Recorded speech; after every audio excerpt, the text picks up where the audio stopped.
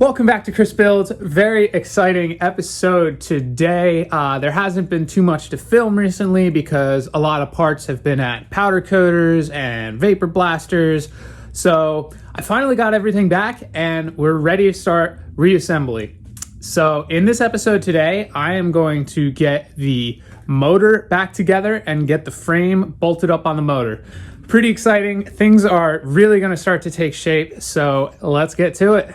Okay, so quick walk around tour on the Ducati. I've been primarily focusing on the motor. I welded up and made this engine stand. Yeah, there's not a flat spot on this engine. So whenever you're working on these Ducati engines, you really need a stand to hold it. Otherwise, the thing's just all over the place. In the last couple of weeks, I repainted the engine cases in this kind of crinkle black finish, a lot like if you see the standard engine cases that Harleys come with. I really like that finish. I think it came out great. I got my engine cases, the clutch cover and the stator cover, cylinder heads and cylinders vapor blasted. Big shout out to Moto Blast in Asbury Park, New Jersey. They do really great work. If you're in the tri-state area, definitely give them a call. The rear cylinder is all put together, assembled nicely. I measured out what new closing shims and opening shims I need for the exhaust and intakes. So those are on order. Should be getting them soon. I know this is on backwards. Don't worry about that. I'm a little blocked on the front cylinder. I started putting things together and I just was not happy with the rocker arms on the front cylinder. We've got some chipping on one of my closing valves. You can see that right there. It's pretty bad.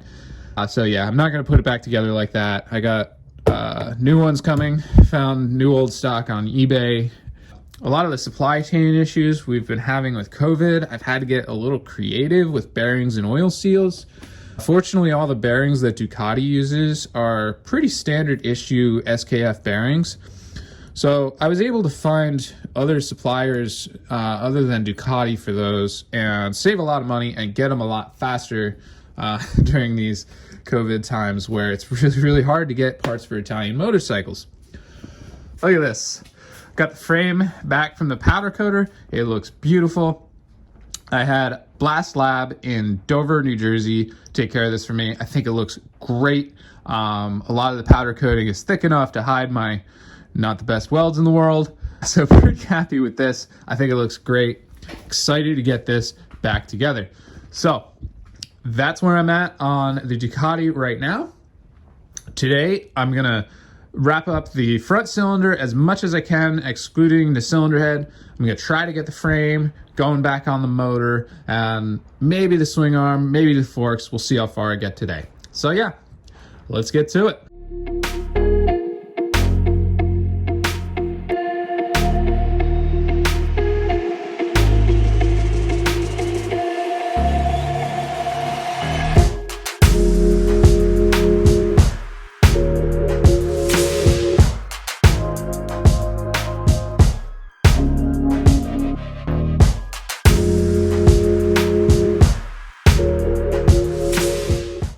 Ducati 2-valve cylinder head nuts are a real pain to get to.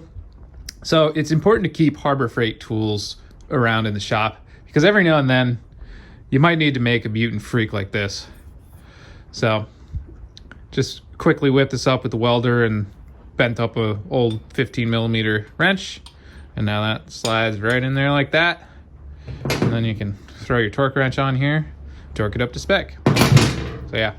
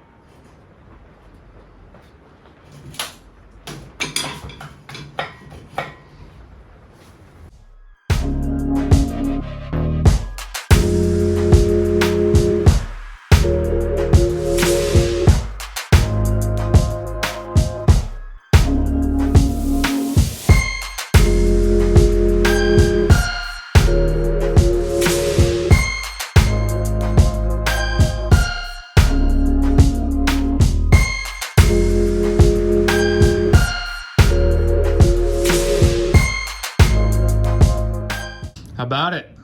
Exciting times. Motor, meet frame. Looking good. I think this is going to be the nice side. Yeah, for sure. This is going to be the good side of the bike. This will have the exhaust and the exposed belts. Yeah, it's going to look really good. Ideally, I would have loved to have the motor fully complete before putting the frame on, but sometimes I got to plan for when I have free time and not necessarily for when parts are here.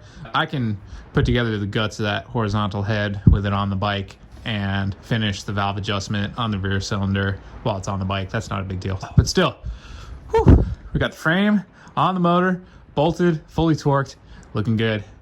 Very happy with this. What should I do next? I can't decide if I should knock out the old steering races and get the front forks going, or get it off the engine stand and get the rear swing arm in place with the rear wheel. I think next I'm gonna knock out the old steering races and press in the new bearings. So yeah, let's get that going.